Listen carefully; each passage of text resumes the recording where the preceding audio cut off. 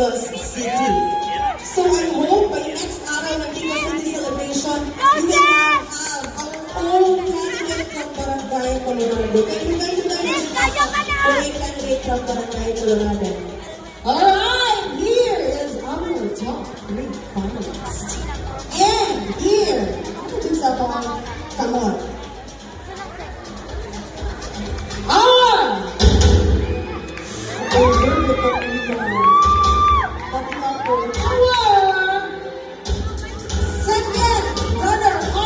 To be awarded by the first and second judge, to be assisted by Honorable Amelita Alvarez and Honorable David Mapili and Honorable Mariel Fuentes, Honorable Harold J. Buntan.